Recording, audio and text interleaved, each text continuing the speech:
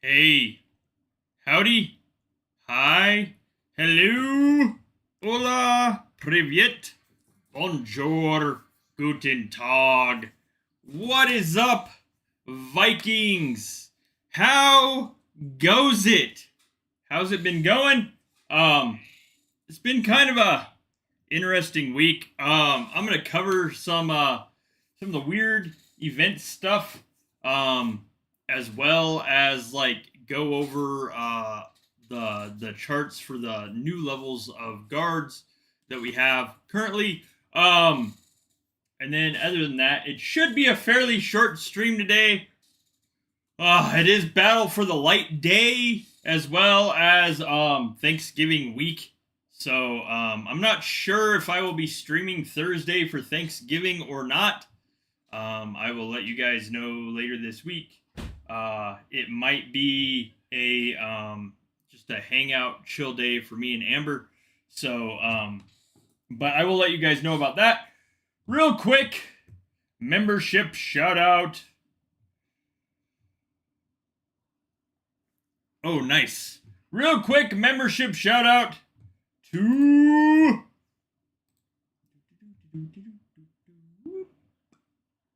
Boomer, Modib, Cats, Gwen, Snowman TG, Yellow, and Mila of Thunder. Thank you guys for being paid members and supporters of the channel. If you guys are interested in paid memberships, check out the Berserkr Bones Lodge merch memberships and more. Down here underneath all the merch, there is a membership. Hello! There is a membership thing. Basically, 10% off if you pay for a full year. All of them give you access to members-only chat in Discord. Check those out if you can. Okay, so this week's events have been a little odd. One thing about this week's events is like it threw us for a loop just because we spent almost the entire week, it seems, in Asgard. 1 second, let me scroll back up and look for this.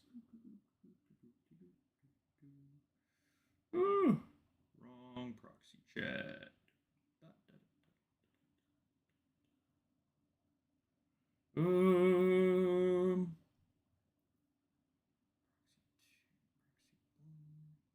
One or two.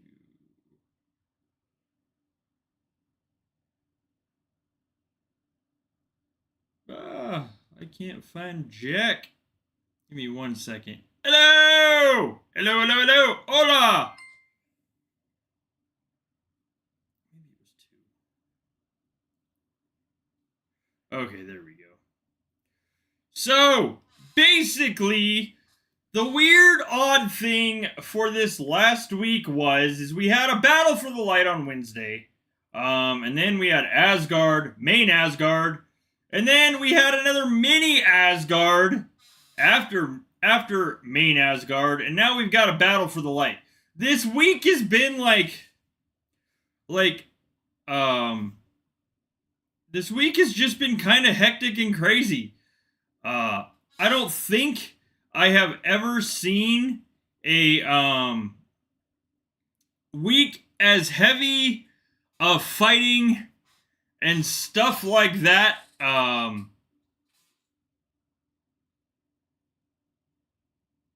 lot of like stuff this last week. I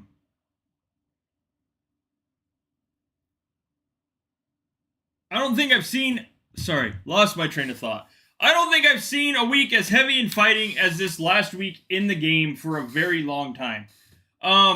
It's kind of odd because it's like we went from we went from a Battle for the Light to main Asgard to mini Asgard, and then now to a Battle for the Light. Now the Battle for the Light for today was kind of announced a little late for some people. But, like, this is probably one of the heaviest troop use weekends in the game since we have had, like, you know, multiple Furies in a month. It's been kind of nuts. Now, I don't know if this is going to be, like, the new thing. I know, like, for those of you that have played all of these events, it's been really nice for your fair event because of the simple fact of with the fair event going, getting all of those shards and chaos elements have helped you get more tokens in order to play the fair. So, I don't know if that was by design of Polarium in order to make the fair event more competitive, or if it was like, you know, one of those things of like, we are going to just throw all of these events in one place, and then the week of Thanksgiving, we won't have as much stuff. I have no idea at all how it was planned this way. I just know that it has been an extremely troop-heavy week. And I say that coming from a clan that uses a lot of troops. So, like, I understand, like, the process of, with the fair event, everybody needing chaos and soul shards. But, like, this week has been just kind of nuts.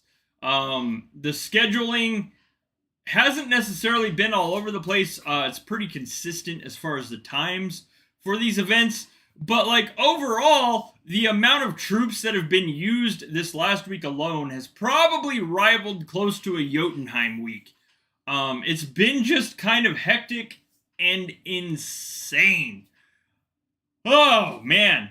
What are, like, how do you guys feel about this? Like, the overall, hello, Privyet, the overall use of troops this week.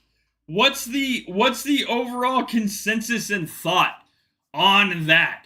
Did you guys like the schedule this week, or would you prefer that the schedule was not as packed as it was?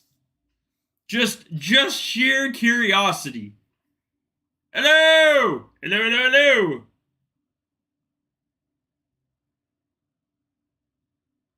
fact, if you give me a minute, I will do this. Give me 1 second.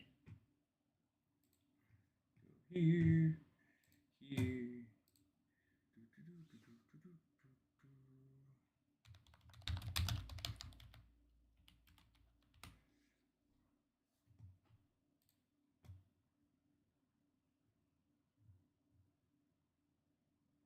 Me 1 moment.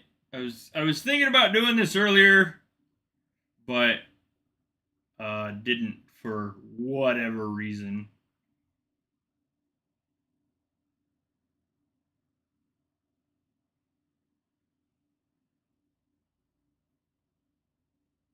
Oh, I can't find it. Anyways, I will put like I'll just put a video out this week. Just because I can't find what I'm looking for. What like I'll put a video out this week that has a Google form on it for feedback from you guys. That way you guys can leave your opinion on what you feel about this schedule and like how you think of the fair, and multiple other things. I will go through them, like keep them somewhat, please keep them somewhat like, free from swearing, etc. But I will go through them, of course, and then I will send them on to Torin. But I'll do a feedback. Then that way you guys can give your feedback as far as what you feel about the fair event, the towns, or the March skins, this week's events, as far as like how hectic and busy it's been, and some other stuff. So on good Lord, I forgot what day it is. On Thursday, I went through a little bit about the upcoming stuff in Vikings War of Clans. One of the things that's going to be changing are the rules in Fury. I'm not entirely certain, again, still, like, what is going to be changing for the Battle of Fury. However, they did say the rules of Fury would be changing. Now, I don't know if they're going to, like, change it as far as, like, what they did to Jotunheim. You must be in the kingdom for 30 days, blah, blah, blah, blah, blah, blah, blah, blah, blah, in order to participate. I have no idea. But I also don't know what rules could possibly change in Fury. The last thing that changed epically for Fury was towers got changed. Towers were strengthened. And before that, it was the schedule was like the big thing for Fury, that the schedule is now unlockable, so you can check your hours, plan ahead, etc. So I'm not really sure what things they could change in Fury as far as rules, except for the fact of like maybe the allotted time that a clan has to be made in the kingdom, or that somebody has to be in the kingdom to participate. Or alliance rules. I'm just not entirely certain there, but hopefully it will add a little bit more balance. They could be adding points wise, as far as like what gives what points, or changing the rewards a little bit. I know one of the major things that a lot of people have said, and I've even said it myself recently, is that the Fury tiles really do need an overhaul. The rewards we get for playing Fury, we still get out of like level 9 tiles, for instance. We still get coffers that give us essentially useless items. We still get gold nuggets and obsidian, which none of us have needed. Not a lot of us have needed gold nuggets or obsidian for a very, very long time.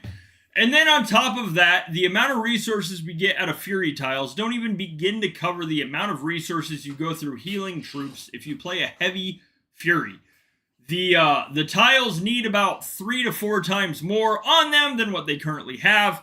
So hopefully that is also all in the works of changing. Fingers crossed. I don't have exact like high hopes for us getting a massive amount of resources dumped on us from those, but hello! But I do know that the Fury tiles are scant. And not only in the numbers of them that regenerate, but the amount of resources in Fury tiles, and I hate farming. Don't get me wrong, don't be like, well, Bones just wants to farm. I hate it, I hate it, I hate it, I can't stand it. It is probably like one of the banes of my existence that makes me literally want to take a nap. I think of farming and I'm like, ugh. But anyways, the point being is that there's really no incentive to farm Fury tiles that you've won except for the Furious Farming event. That's it. It gives you checkpoints in an event and then your clan checkpoints in another event. The amount of resources on a Fury reward tile is significantly smaller than anything any of us would use. If you could see the amount of resources I have open now, they are in the trillions. Like, I have 160 trillion silver. There is no way, and I mean, that would probably, if I had to retrain my T7 spies that I currently carry, I would probably have to open more in order to do it.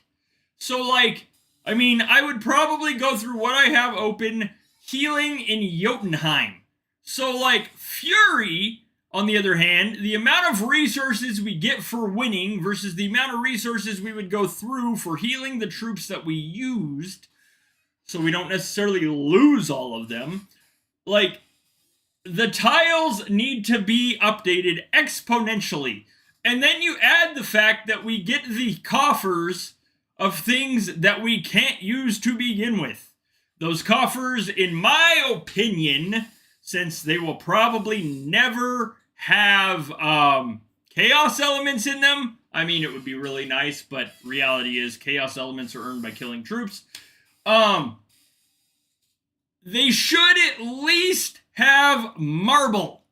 Like, that, in my opinion, at least them having marble would be way more useful and entice me to farm them slightly more than the scant amount of resources I get now, along with the absolutely useless stuff that I get out of the coffers that I open. Maybe marble and VIP? I mean, I realize there's quite a few people that are upwards into the 90 to 100 VIP range now, but like, even marble and VIP points would be more useful than gold nuggets and obsidian. I haven't needed gold nuggets or obsidian for a very long time personally, and I know a lot of people on the player base in Vikings War of Clans are the same way. You don't need marble or you don't need gold nuggets and obsidian. That was all T7 and T6 stuff. That was all like palace levels up to like, 32, 35, somewhere in there. They're useless for a good majority of us now. Even if you are like a level 35 town doing planner still, chances are you are doing those buildings with gold, so you get your town skins upgraded that require spending gold on top of then getting your buildings done for planner. You're not using gold nuggets anymore. So hopefully one of the changes to Fury is the Fury tiles being rebalanced. I know it said rules, but like, I personally hope that the tiles are rebalanced along with some of the other rewards. Okay, anyways, that was a long drawn out rant and explanation, and I apologize. It's just kind of one of those things that grates on my last nerve. Alright, so the new charts on the town skins. I saw recently Stars Knight did a video or a short on these. These are proxy charts. These were put together by the awesome admins in Proxy Chat. So, one of the things about this, first and foremost, I happened, past tense, to like the look of the Guard of Invincibility. It was nice. Nothing says castle like stained glass windows. and some other stuff. Now, like, the musical note scheme, I'm not entirely certain where that comes into things. In my opinion, it doesn't necessarily scream invincibility to me anymore. Castles are kind of timeless, ageless, and awesome, but like the note thing just kind of threw me for a loop. The other thing that threw me for a loop was the cost. So, one of the things we have discussed, or I have discussed on here previously, is that anything with a T8 and T9 bonus is more than likely going to be expensive. Not only expensive to purchase, if you're purchasing it at a high level, but expensive to raise in general. This follows the same exact suit. Again, it's got a T9 bonus at level 15. It gives T9 warrior offense of 250%. But after level 6, you start to see like the cost going up exponentially again. So level 7, kill 100 billion T7, 4.7 million star shards, and 4k Asgard stones. I'm not going to go through each individual one of these, but I'll hit kind of in between. Kill T8 warriors, number 10 is kill 25 billion, 11 million star shards, 10.4k Asgard stones. Level 13, earn 15 billion chaos elements, 20.5 million star shards, 17.2k Asgard stones. Level 15 is earn an additional 20 billion chaos elements, 28.5 million star shards, and 60k Asgard stones. In total, raising the Guard of Invincibility to level 15 will cost 154.9 million star shards and 157.2k Asgard stones. That is a lot. And I'm comparing it to previous Asgard skins. However, going to level 15 on one of these is getting like almost absurdly expensive for players that do not play in clans where an overabundance of stones or metals are possible to get. If your clan does not consistently get metals to give you Asgard stones, or you don't consistently get Asgard stones by playing set events, then the 157.2k Asgard stones for one of these skins to level 15 is almost going to be a deal breaker. It's not, I mean, the bonuses are absolutely needed anymore when it comes to facing people with higher palace levels, more knowledge, etc., etc. But the overall cost is not necessarily, it's not even like collecting town skins and slowly raising them anymore. Now it's you're getting town skins and you're waiting essentially for more and more and more stones to be able to raise them. The fair? I'll show you guys my fair event after this. It's wretched. At level 6, out of Guard of Invincibility, you got troop offense when defending towns, troop defense when defending towns, 300%. Troop offense during defense against tier 4, and troop offense during defense against T7, 50%. Then at level 15, those double. So, double to triple. The troop offense when defending towns and troop defense when defending towns go up to 600%. Troop offense during defense against, or offense during defense against tier 4 and offense during defense against tier 7 go from 50 to 150%. And then at level 15, you get the added bonus of 250% to T9 warrior offense. For people using T9, that is amazing. For people like me, I don't have T9s unlocked. It's going to be a very, very, very, very, very long time before I have T9s. But the added 250% is awesome for the people on T9. Since VIP gives an exponential bonus to T8, but it does not give a T9 bonus, we're starting to see more of the balance shift towards T9 offense when it comes from town skins. Again, that is reflected in the 157.2k Asgard stones and the 154.9 million star shards that are needed to upgrade this skin to level 15. Okay, Guard of Lotus. So, Guard of Lotus for a long time was a ranking town skin. It hasn't been ranking town skin for, well, a while.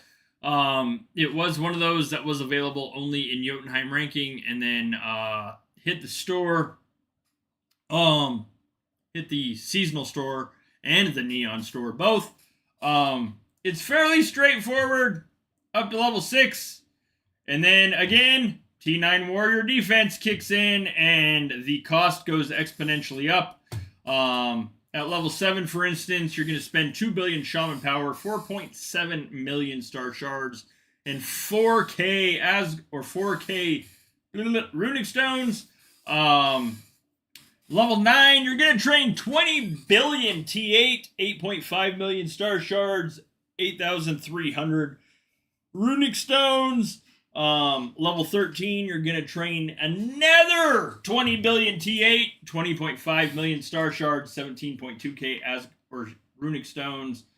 And then level 15, you're going to earn 15 billion Chaos Elements, which have not been in any of the previous levels, but you're going to earn 15 billion Chaos Elements, 28.5 million Star Shards, and 60k Runic Stones for the grand total of 137.2 million Star Shards and 157.2k Runic Stones. Now, the Runic Stones are a little easier to get as we get Runic Coins in just about every single event now. However, the amount of Runic Stones needed is a lot.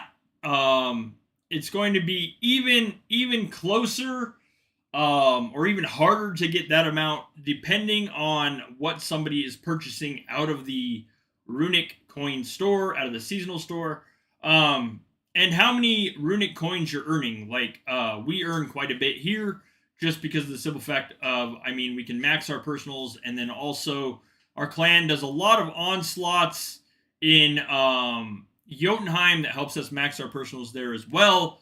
So, we earn a lot of Runic Stones, but or Runic Coins for Runic Stones, but the 157.2k Runic Stones is just a lot.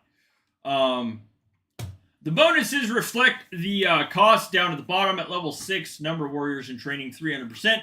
Troop offense when guarding a fortress and troop defense when guarding a fortress 200%. Warrior number in onslaughts on towns 50%. At level 15, these double and triple again. Number of warriors in training triples to 900%.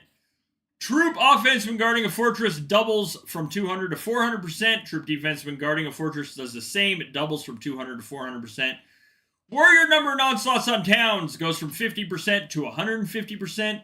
And T9 warrior defense then kicks in at level 15 at 250%. But again, it's the cost. The 137.2 million Star Shards and 157.2k Runic Stones is just, it's a lot. It is a lot for somebody that is not necessarily spending 4 stones out of the bank in order to max these. So, that's kind of it. Guard of Lotus and Guard of Invincibility. That's just kind of my take on both of those. I haven't seen the actual animation of these. I've only seen the pictures of them. Lotus, I kind of like the look of so far. The music notes on Invincibility, I'm just kind of like, why? Why music notes? But to each their own. So, the fair event. One of the things, recent changes to the game that updated this last year. This is our second fair event that we have had. I haven't done jack. So, enhanced enemy, I've literally hit it down to, I don't know how well you can see this, but it's got like 3 health left. I haven't had enough tokens to do jack. I've got 7k tokens. It's 10k per hit. I've opened 2 chests just based on requirements from gaining stuff from my clan.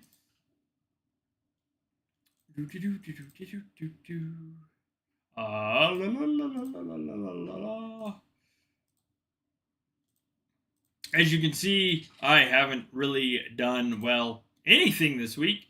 I haven't done Fortress, I haven't done etc, etc. I haven't done towns.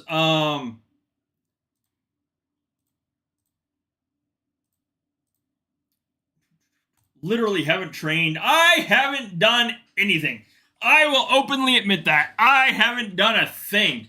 When it comes to my missions, I'm out of tasks. I'm out of, like, a lot of other stuff. I could train to get the, like, boosting processes in towns. But to be honest,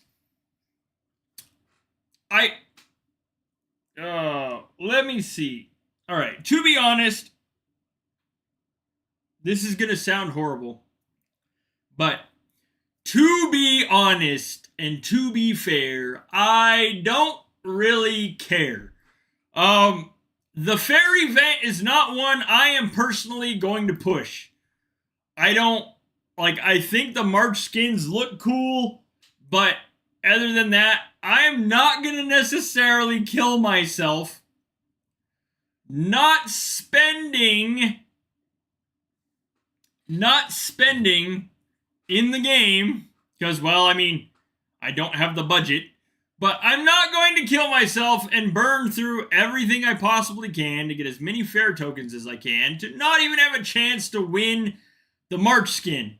Like, the ranking literally goes to the person that can get the most tokens in order to kill the most enemies in a 7-day period of time.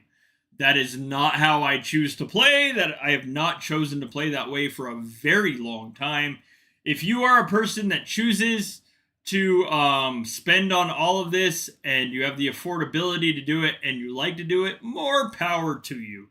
I personally play on a very short, tight budget, and if I were to spend in Vikings War of Clans, I would not be spending on tokens. I would spend on VIP or various other things, but I would not spend on tokens themselves. So, as far as like the fair event, I think it is awesome in premise. However, the overall ranking for the fair event, like when you go into here and you start looking at like the amount of people that are constantly pushing these points higher and higher and higher, and I mean, again, more power to them if they can, but like there is nothing in general that makes me want to try to go head to head with 90%. Where's the other one? With 90% of these guys right in here. I mean, some of these guys I have played with over the years, and I know exactly how much they spend in order to top the ranking. There is nothing in that at all that makes me remotely even want to try to contend with them. Even money-wise, if money was no option, there is nothing in there that remotely makes me want to even try to contend with them in order to get a March skin. I mean, again, more power to them. I wish them luck with the way that they play and that they choose to play. But personally, and even like what I was saying with the town skins, even first place in general ranking only gets 3.5k runic stones and 3k Asgard stones. That's not even enough for half of what you're going to do on the Guard of Invincibility or the Guard of Lotus. So, like, again, there is nothing in these rewards and absolutely nothing in general that makes me want to like push the fair event over and over and over again to try to get ranking to get a March skin.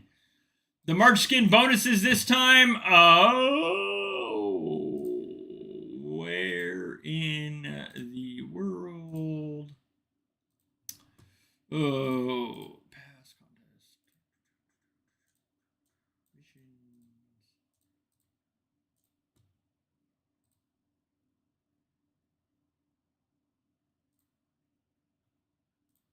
Ah! I don't know where it's at. I was doing so well. And then, you know, again, bleh. Like, so, anyways, the, like, mine's terrible. I could, like, chalk that up to, like, my palace level being 45. But, overall, like, mine's absolutely wretched.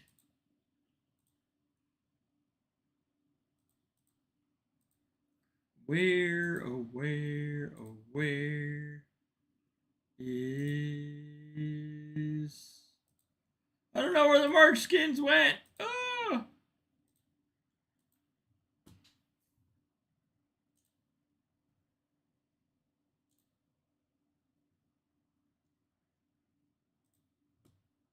Anyways, the March skins this time around, I can just do this.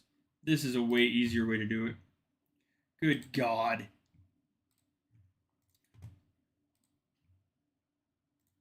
Nope. No copy. Thank you.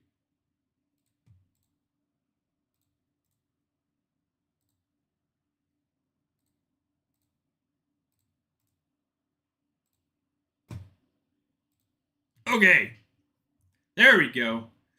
So, troop offense against siege, number of warriors on a march, 100%. That's a level 1. I like the idea of a Viking riding a bear. I think that is awesome. But there's like not really a whole lot that I would go for when the bonuses come. Not enough to entice me to spend to get more tokens to push in the ranking. Anyway, level 2, you get troop offense against siege, 50%. Number of warriors on a march, 100%. Troop offense during an attack against tier 3, 125%. T9 warrior offense against tier 3, 1000%. Again, I personally am not on T9, so that 1000% would be completely worthless to me at this point in time. However, if you're on T9, that is an awesome bonus to have. When it comes to level 3, you get an added additional troop defense with Shaman against Siege, 5%, and Shaman influence on enemy troop health, 3%. That 3% is huge. If you remember in the Shaman tree, Shaman influence on enemy troops gives a grand total of like 5% when it comes to our actual knowledge in the game. So this negative 3% will exponentially add to that 5% to give you a total of 8%. And that's before you factor in Shaman skills, VIP, town skins, Helheim bonuses, etc., that then affect them more. But the Shaman influence on enemy troops is huge. It is a massive debuff. But again, personally, I don't see a single thing in any of this that would make me want to spend on trying to push into the ranking to play the fair event in order to try to get a March skin. I'm not saying they're worthless. I'm just saying personally, as far as my standpoint goes, I don't see any reason to like stress over trying to spend for this event. The fair event, I like the premise of it. It's kind of cool. Overall, I don't necessarily feel like it is entertaining enough for me, and the amount of tokens needed to rank for those March skins has kind of pushed it up to the ability for me personally that I feel like it is almost like Among the Strongest or King of the North. Practically unachievable for me personally. So like, again, I don't stress it. I do what I can as far as the fair event, and it doesn't press me personally to spend money. Some people absolutely hate it.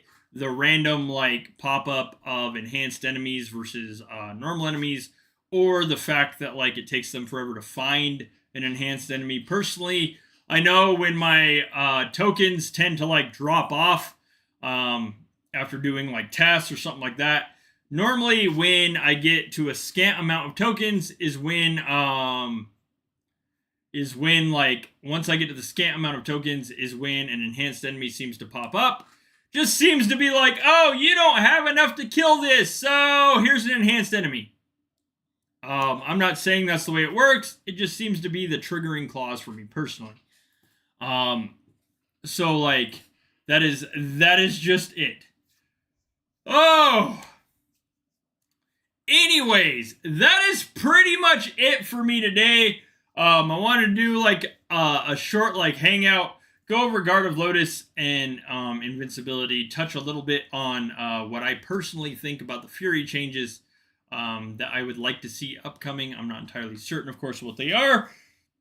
And then, of course, I mean, there was the fair.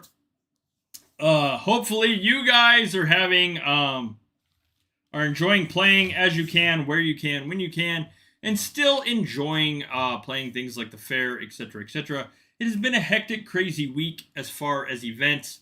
I'm not, like I said, I'm not sure what I will be doing Thursday. I might not be streaming Thursday. I might stream like Wednesday instead of Thursday, just because Thursday is a holiday for us here in the U.S.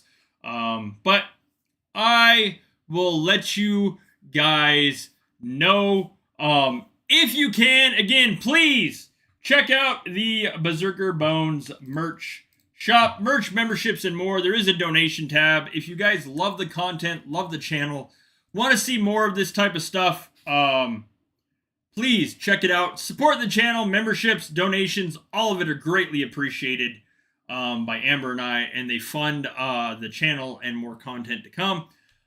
Anyways, thank you guys for chilling with me today. Good luck in Battle for the Light. My Battle for the Light is not till later. I hope you have an amazingly awesome rest of your week and a good CBC. Stay warm if you have cold weather. Stay cool if you have hot. Do not forget in your gaming adventures to go outside, touch some grass, spend some time with some family. Have an awesome week. Have a great week. If you have not already, hit the like and the subscribe button. I will see you guys around in the community and on the next live stream. Keep an eye on the communities tab or the post tab in YouTube. And I will let you guys know generally my streaming schedule this week with the holiday. Have an amazingly awesome week. If I do not see you later this week for Thanksgiving, happy Thanksgiving to all of you. I am very thankful for you as viewers and supporters of the channel. Thank you guys for being here, and I will see you guys later. Thanks for watching.